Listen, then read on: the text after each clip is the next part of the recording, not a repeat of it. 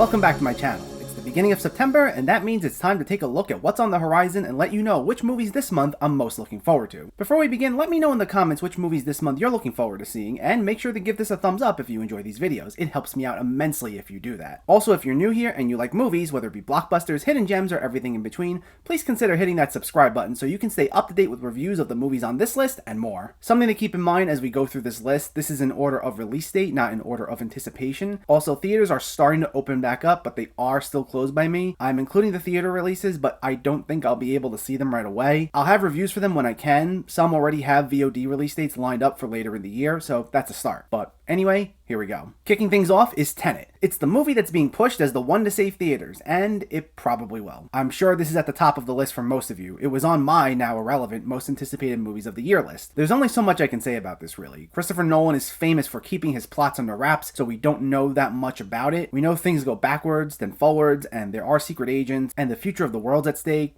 That's about it. It's a Christopher Nolan movie. They're always events. I'm sure there will be a lot to talk about once it's out. It'll be out in theaters on the 3rd, and in the meantime, I did reviews of Christopher Nolan's other movies, and I'll leave a link to that playlist in the description, so consider checking them out while you're waiting for my Tenet review. I'm Thinking of Ending Things is the newest film from Charlie Kaufman, and it's been a while since we've seen a movie from him, so I am excited for this. I'd say it's probably the one I'm looking forward to most on this list. He's written some films I adore, like Being John Malkovich, Eternal Sunshine of the Spotless Mind, and Adaptation, and his latest film, Anomalisa, was wonderful as well. This follows a woman who's having second thoughts about her relationship, but decides to go to her boyfriend's parents' house, where she begins to question everything about them, their relationship, and herself. Kaufman's already known for his movies feeling surreal, and this time he's going into horror territory, so this should be quite an experience. It'll be on Netflix on the 4th. Mulan is probably one of the more highly anticipated of the Disney live-action remakes, and I can see why. It looks great. From a technical standpoint, it looks beautifully filmed. There's a sense it'll have this epic sort of feel. It seems like it'll be a lot more on the serious side as well. Not that I classify the animated movie as a comedy, but there was definitely some comedic relief there. I didn't really see that so much with this, judging by the trailers. Not that that's a bad thing. I know this took a few liberties with the source material. I know at the very least a few characters have been removed, and that's good, at least knowing it won't be a scene-by-scene recreation of the source material, unlike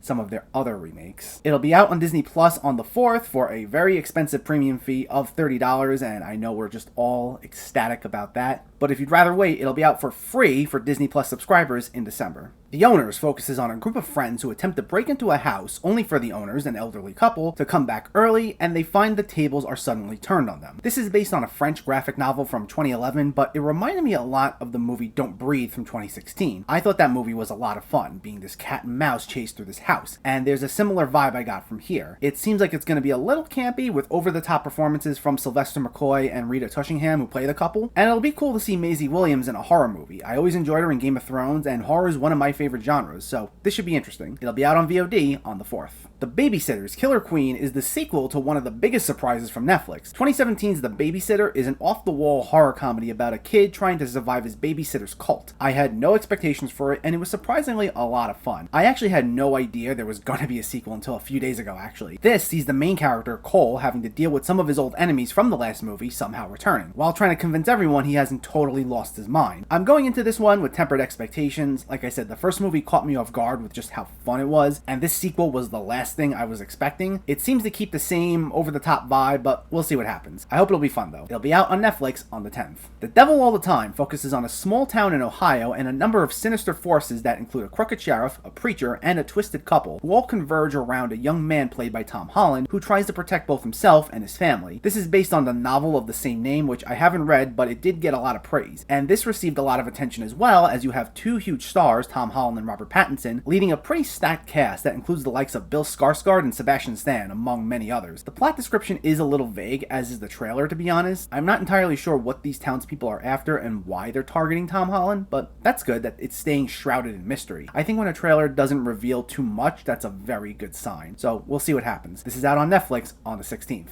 Antebellum stars Janelle Monáe as an author who suddenly finds herself trapped in a warped alternate alternate reality during the time of the Underground Railroad and has to find a way to escape. I took one look at the trailer and I was immediately getting some Get Out vibes within the first few seconds, and this looks like it'll be pretty interesting. Not much is revealed in the trailer about what this world is or how she got there, and again, that's a very good sign. It's looking like it'll be a strong start for writer-directors Gerard Bush and Christopher Renz, with this being their feature debut. I'm really looking forward to this one, and it'll be out on VOD on the 18th. The Nest stars Jude Law as an entrepreneur who moves from America to an isolated home in England with his family, and tensions begin to rise as the isolation affects them in many different ways. This is written and directed by Sean Durkin, whose first and only other film was way back in 2011, a highly underappreciated psychological thriller called Martha, Marcy, May, Marlene, which was also Elizabeth Olsen's feature debut. But he's been quiet ever since until now, and it looks like he's revisiting the psychological thriller territory once again, as we watch this marriage collapse and take a dark turn. It premiered at Sundance back in January and received plenty of great reviews, so I'm looking forward to seeing Durkin return behind the camera. This gets a limited theatrical release on the 18th, but it will be out on VOD in November for those who can't get to a theater. Inola Holmes focuses on Sherlock Holmes' younger sister, played by Millie Bobby Brown, who goes on a quest to find her missing mother, played by Helena Bonham Carter. It seems like this one's pretty highly anticipated, and I could see why. It's a major franchise with a cast that includes Brown, Carter, along with Henry Cavill and Sam Claflin as the Holmes brothers. Everyone involved is part of some other major franchise, so I can see how them all coming together has everyone excited. It looks not bad. It could be some fun. The Inola Holmes books appealed more to a young adult audience, and that's definitely the vibe I got from this. I'm sure they're attempting to kick off a franchise with these. We'll see how it goes. I'm sure it'll be a big success, at least with views. It'll be out on Netflix on the 23rd.